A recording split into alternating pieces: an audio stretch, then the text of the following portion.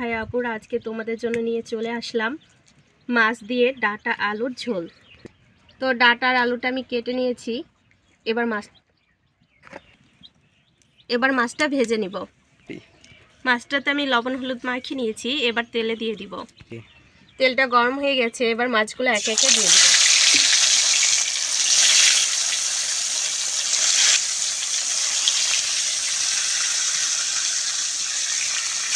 মাছ ভাজা হচ্ছে, সেই ফাঁকে আমি মশলাটাও করে নিব। মশলার জন্য দিয়ে দিচ্ছি প্রথমে পেঁয়াজ কুচি,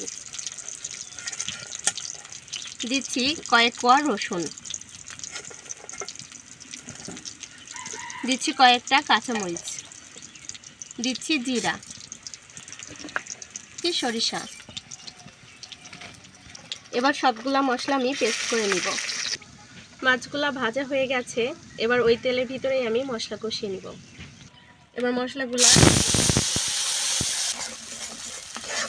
দিয়ে দিচ্ছি হলুদের গুঁড়া, দিয়ে দিচ্ছি মরিচের গুঁড়া, দিয়ে দিচ্ছি পরিমাণ মতো লবণ। এবার মশলাটা নাড়াচাড়া করে মশলাটা কষানোর জন্য অল্প পরিমাণে পানি দিয়ে দিব। মশলাটা কষানো হয়ে গেছে, এবার ডাটার আলু দিয়ে দিব।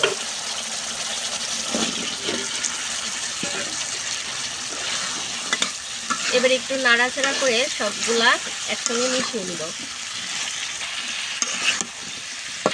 ডাটার আলুটা সিদ্ধ হওয়ার জন্য আমি অল্প পরিমাণে পানি দিয়ে দিব।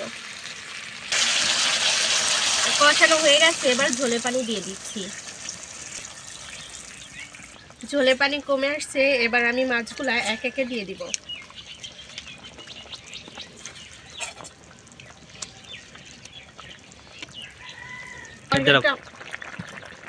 তরকারিটা আমার হয়ে গেছে, এবার নামিয়ে নিব।